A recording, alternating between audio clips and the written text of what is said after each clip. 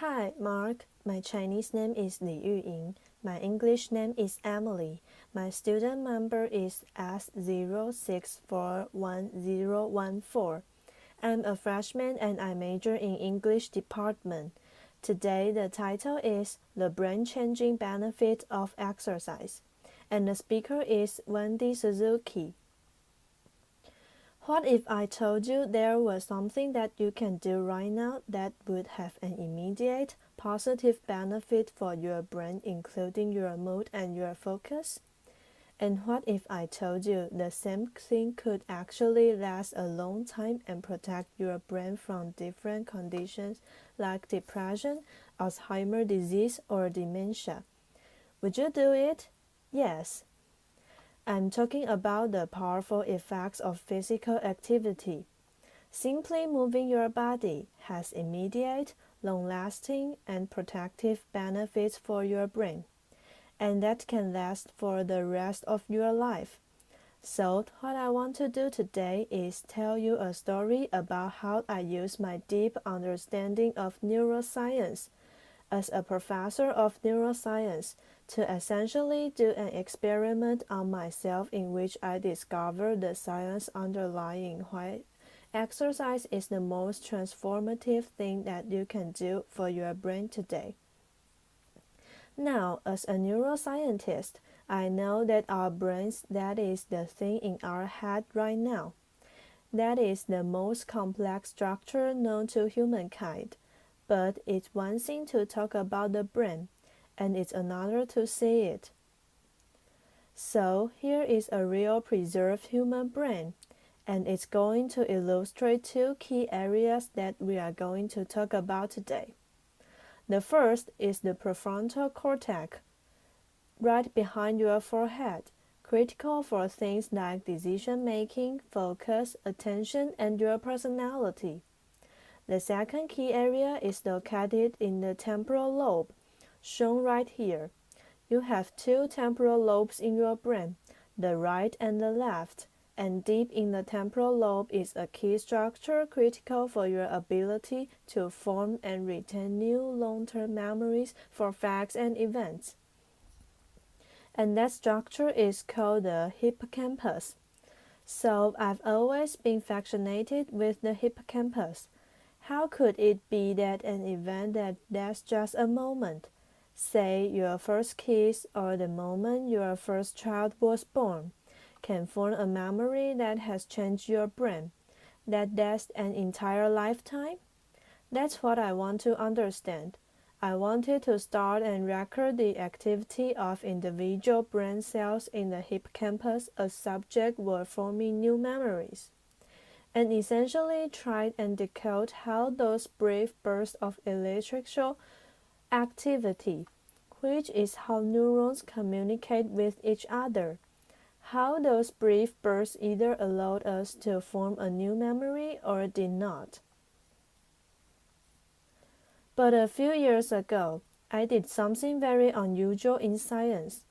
As a field professor of neuroscience, I decided to completely switch my research program because I encountered something that was so amazing, with the potential to change so many lives that I had to study it.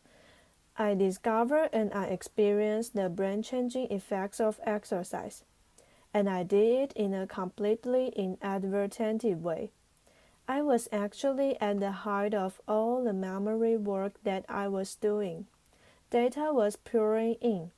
I was becoming known in my field for all of this memory work, and it should have been going great. It was, scientifically. But when I stuck my head out of my lab door, I noticed something. I had no social life. I spent too much time listening to those brain cells in a dark room by myself. Laughter. I didn't move my body at all. I had gained 25 pounds, and actually it took me many years to realize it. I was actually miserable, and I shouldn't be miserable. And I went to a river rafting trip by myself because I had no social life, and I come back. Laughter. Thinking, oh my God, I was the weakest person on that trip, and I came back with a mission. I said, I'm never going to feel like the weakest person on a river rafting trip again. And that's what made me go to the gym. And I focused my type A personality on going to all the exercise classes at the gym. I tried everything. I went to kickbox, dance, yoga, step class, and at first it was really hard. But what I noticed is that after every sweat-inducing workout that I tried, I had this great mood boost and this great energy boost, and that's what kept me going back to the gym. Well, I started feeling stronger. I started feeling better. I even lost that 25 pounds. And now, fast forward a year and a half into this regular exercise program, and I noticed something that really made me sit up and take notice. I was sitting at my desk, writing a research grant, and a thought went through my mind that had never gone through my mind before. And that thought was, gee, grant writing is going well today. And all the scientists laughter. Yeah, all the scientists always laugh when I say that, because grant writing never goes well. It is so hard. You're always pulling your hair out trying to come up with that $1 million winning idea. But I realized that the grant writing was going well because I was able to focus and maintain my attention for longer than I had before. And my long-term memory, what I was studying in my own lab, seemed to be better in me. And that's when I put it together. Maybe all that exercise that I had included and added to my life was changing my brain. Maybe I did an experiment on myself without even knowing it. So, as a curious neuroscientist, I went to the literature to see what I could find about what we knew about the effects of exercise on the brain. And what I found was an exciting and a growing literature that was essentially showing everything that I noticed in myself. Better mood, better energy, better memory, better attention. And the more I learned, the more I realized how powerful exercise was, which eventually led me to the big decision to completely shift my research focus. And so now, after several years of really focusing on this question, I've come to the following conclusion: that exercise is the most transformative thing that you can do for your brain today, for the following 3 reasons. Number 1. It has immediate effects on your brain. A single workout that you do will immediately increase levels of neurotransmitters like dopamine, serotonin, and noradrenaline. That is going to increase your mood right after that workout. Exactly what I was feeling. My lab showed that a single workout can improve your ability to shift and focus attention, and that focus improvement will last for at least 2 hours. And finally, studies have shown that a single workout will improve your reaction times, which basically means that you are going to be faster at catching that cup of Starbucks that falls off the counter, which is very, very important. Laughter. But these immediate effects are transient that help you right after. What you have to do is do what I did, that is change your exercise regime, increase your cardiorespiratory function to get the long-lasting effects. And these effects are long-lasting because exercise actually changes the brain anatomy, physiology, and function. Let's start with my favorite brain area, the hippocampus. The hippocampus or exercise actually produce brand new brain cells. New brain cells in the hippocampus that actually increase its volume as well as improve your long-term memory, okay? And that including in you and me. Number 2, the most common finding in neuroscience studies, looking at effects of long-term exercise. It improves attention function dependent on your prefrontal cortex. You not only get better focus and attention, but the volume of hippocampus increases as well. And finally, you not only get immediate effects of mood with exercise, but those last for a long time. So you get long-lasting increases in those good mood neurotransmitters. But really, the most transformative thing that exercise will do is protective effects on your brain. Here, you can think about the brain like a muscle. The more you are working out, the bigger and stronger your hippocampus and prefrontal cortex gets. Why is that important? Because the prefrontal cortex and the hippocampus are the two areas that are most susceptible to neurodegenerative disease and normal cognitive decline in aging. So, with increased exercise over your lifetime, you're not going to cure dementia or Alzheimer's disease. But what you are going to do is you are going to create the strongest, biggest hippocampus and prefrontal cortex, so it takes longer for this disease to actually have an effect. You can think of exercise, therefore, as a supercharged 401 kilometer for your brain, okay? And it's even better because it's free.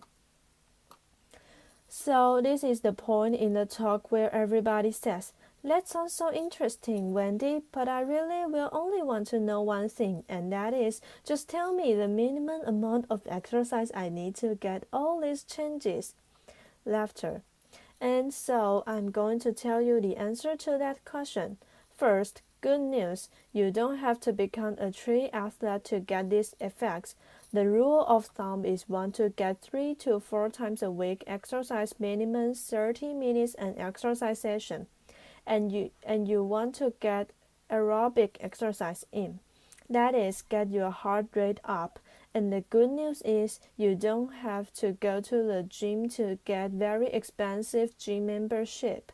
Add an extra walk around the block in your power work.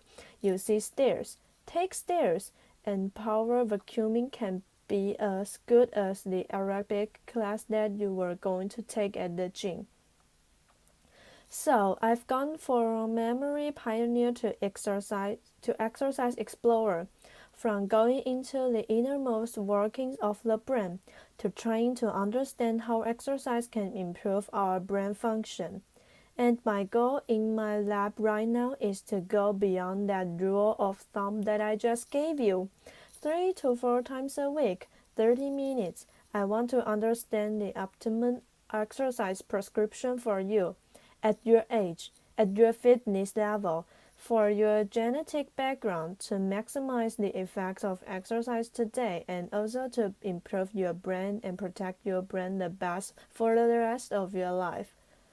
But it's one thing to talk about exercise, and it's another to do it. So I'm going to invoke my power as a certified exercise instructor to ask you all to stand up. Laughter. We are going to do just 1 minute of exercise.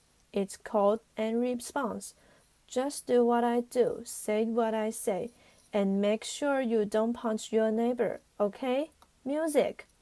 Upbeat music. 5, 6, 7, 8. It's right, left, and I say, I'm strong now. Let's hear you. Audience, I'm strong now. Wendy Suzuki. Ladies, I'm Wonder Woman strong. Let's hear you. Audience, I'm Wonder Woman strong. WS. New move, uppercut, right and left. I'm inspired now. You say it. Audience, I'm inspired now. WS. Last move, put it down, right and left, right and left. I say I'm on fire now. You say it. Audience, I'm on fire now. WS. And done. Okay, good job. Applause. Thank you. I want to leave you with one last thought, and that is bringing exercise in your life will not only give you a happier, more protective life today, but it will protect your brain from incurable disease. And in this way, it will change the trajectory of your life for the better. Thank you very much. Applause. Thank you. Applause.